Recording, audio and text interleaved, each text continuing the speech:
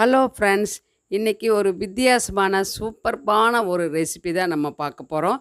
எங்கள் அம்மா சொல்லி கொடுத்த ஒரு ரெசிபி தான் மை மாம் ஸ்டைல் குழம்பு, நாட்டுக்கோழி தண்ணி குழம்பு. இங்கே பாருங்கள் எவ்வளோ சூப்பராக இருக்குது. இது வந்து நம்ம மசால் பொடி சேர்த்தாம அரைச்சி வச்சு செஞ்சால் அவ்வளோ சூப்பராக இருக்குங்க எல்லாத்துக்குமே. Welcome back to Nalli Sundar's kitchen. இன்றைக்கி ஹெல்தி அண்ட் டேஸ்டி ரெசிபீஸில் நாட்டுக்கோழி தண்ணி குழம்பு எப்படி செய்யலான்னு பார்க்கலாம் வாங்க.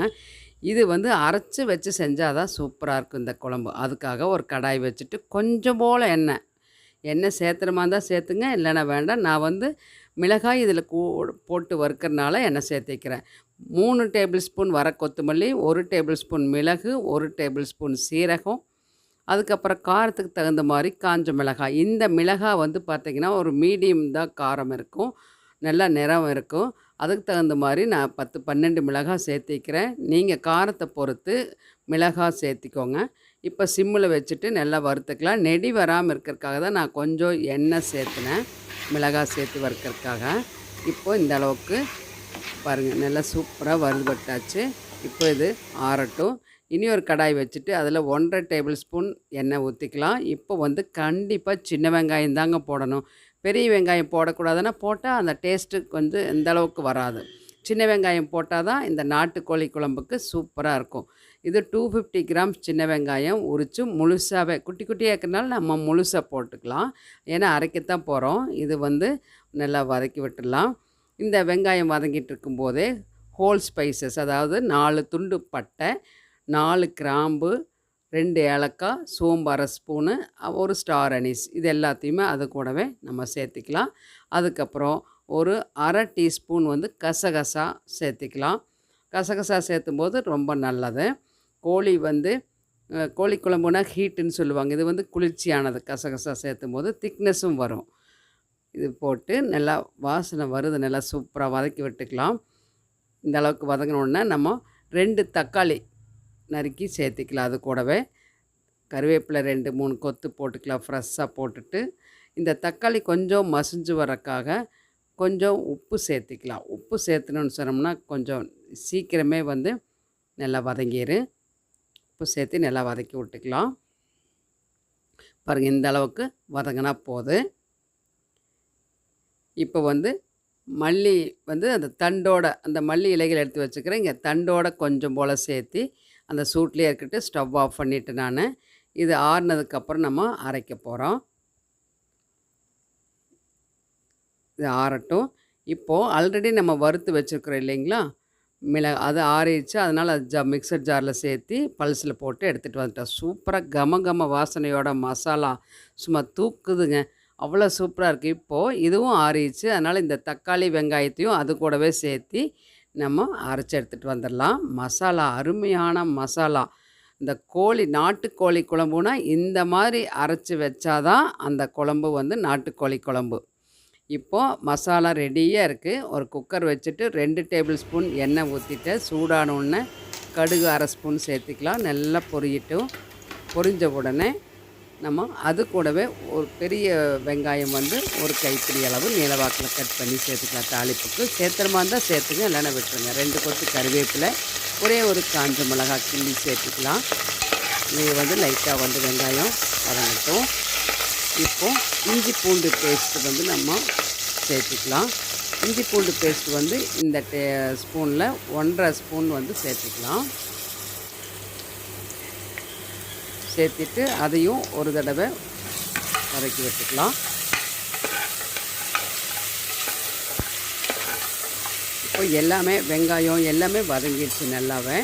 இப்போ நம்ம ஆல்ரெடி நாட்டுக்கோழி வந்து நல்லா வந்து வாட்டி மஞ்சள் தடவி நல்லா வெட்டி கொடுத்துருக்குறாங்க. அதை நல்லா கழுவி வச்சுருக்கிறேன் நான். திரும்பி மஞ்சத்தூள் உப்பு போட்டு லெமன் போட்டு கழுவி வச்சுருக்கேன். அதையும் இது கூட சேர்த்துக்கலாம். நாட்டுக்கோழின்னா கொஞ்சம் எலும்புகள் வந்து அதிகமாக தான் இருக்கும், ஆனால் டேஸ்ட் வைஸ் பார்த்திங்கன்னா சூப்பராக இருக்கும். இது வந்து அந்த சூப்பு குடிக்கிறதுக்கு தான் ரொம்ப அருமையாக இருக்கும். அதனால தான் நம்ம வந்து தண்ணி குழம்பா வச்சா தான் நாட்டுக்கோழி குழம்பு நல்லா இருக்கும்.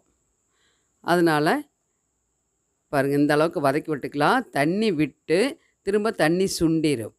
அதுக்கப்புறம் தான் நம்ம மசாலா சேர்த்தணும். இப்போ அரைச்சி வச்ச மசாலாவை இந்த டைமு சேர்த்துக்கலாம். மசாலா வந்து தேவையான அளவு சேர்த்திக்கலாம். அரைச்சது எல்லாமே சேர்த்தணுன்னு அவசியம் இல்லை. நான் வந்து அளவாக சேர்த்திக்கிறேன். சேர்த்து கலந்து விட்டு பார்த்துட்டு அதுக்கப்புறம் வேணால் சேர்த்திக்கலாம். சரிங்களா? இப்போது அந்த ஜார்லேயே தண்ணி விட்டு தண்ணி சேர்த்திக்கலாம். எக்ஸ்ட்ரா தண்ணி பத்தலைனாலும் தண்ணி சேர்த்தி தேவையான அளவுக்கு கல்லுப்பு சேர்த்திட்டு கலந்து விட்டு பார்க்கலாம். எந்த அளவு தண்ணி வேணும் அப்படிங்கிறது. நம்ம வந்து இப்போது குக்கர் லிட்டு போட்டு வெயிட் போட்டு விசில் விட போகிறோம். அதுக்காக தண்ணி ரொம்ப இப்போ சேர்த்த வேண்டாம். அளவாக இருந்தால் போதும். இப்போ லிட்டு போட்டு விட்டு வெயிட் போட்டு ஒரு 5 விசில் விட்டு ஆஃப் பண்ணியாச்சு. ப்ரெஷர் ரிலீஸ் ஆனோடனே பாருங்கள், சூப்பராக கம கம கமன்னு நாட்டுக்கோழி குழம்பு ரெடி ஆயாச்சு. இருந்தாலும் நம்ம இன்னும் வந்து கொஞ்சம் கொதிக்க வைக்கணும் ஓப்பனில். அதனால் கலந்து விட்டு பார்த்துட்டு நம்ம எக்ஸ்ட்ரா தண்ணி வேணுன்னா ஹாட் வாட்டர் ஊற்றிக்கோங்க. நான் ஹாட் வாட்டர் கொஞ்சம் ஊற்றிக்கிறேன். ஊற்றி நல்லா கொதிச்சிட்ருக்கு. 10 நிமிஷத்துக்கு மேலே கொதிச்சாச்சு. இன்னும் கூட ஒரு 10 நிமிஷம் கொதிச்சா ரொம்ப நல்லாயிருக்கும். எந்த அளவுக்கு கொதிக்குதோ அந்த அளவுக்கு அந்த எசன்ஸ் எல்லாம் இறங்கும் எலும்பில் இருக்கக்கூடியது. அப்போ தான் நம்ம சூப்பு குடிக்கிறதுக்கு நல்லாயிருக்கும். தின்னாக இருக்கணும் பாருங்கள், இந்த மாதிரி இருக்கணும். அப்போது அந்த இட்லிக்கு சூடான சாதத்தில் போட்டு சாப்பிடும்போது ரொம்ப அட்டகாசமாக இருக்குங்க இது. இன்னும் கொஞ்சம் நல்லா கொதிக்கட்டும். ஒரு 10 நிமிஷம் போல் இன்னும் நல்லா கொதிச்சு வரட்டும். மூடி வச்சுருந்தேன். 10 நிமிஷம் கழித்து பார்க்கலாம். பாருங்கள், நல்லா கொதிச்சு இப்போ சூப்பரான ஒரு குழம்பு ரெடி ஆயிடுச்சு. இப்போ ஒரு மூடி லெமன் புழிஞ்சு விட்டுக்கலாம். லெமன் புழிஞ்சிட்டு ஃப்ரெஷ்ஷாக கறிவேப்பிலையோ மல்லி இலைகள் எது வேணாலும் நம்ம வந்து போட்டுக்கலாம். அது நம்மளுடைய விருப்பம். போட்டுட்டு கலந்து விட்டு இறக்குனா அருமையான நாட்டுக்கோழி தண்ணி குழம்பு ரெடி.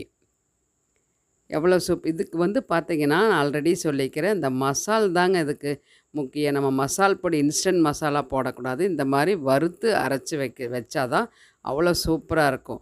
சளி, இருமல், டயர்ட்னஸ் எல்லாமே பறந்துடும் இந்த சூப்பு குடித்தா. அந்த குழம்பு சாப்பிட்டாலும் சரி, அவ்வளோ நல்லா இருக்கும். சூப்பரான குழம்பு ரெடி ஆயிடுச்சு. இப்போ சர்விங் பவுலுக்கு மாற்றிக்கலாம்.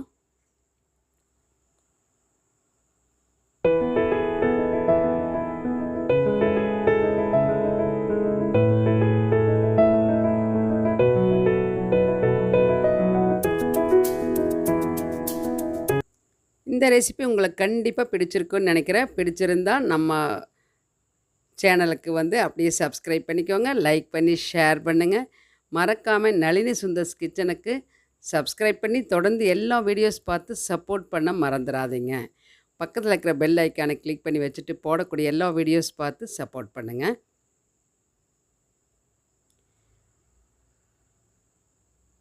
இதே மாதிரி இன்ட்ரெஸ்டிங்கான ஒரு ரெசிபியில் அடுத்த வீடியோவில் பார்க்கலாம். Until then, bye from Nalini. Thank you.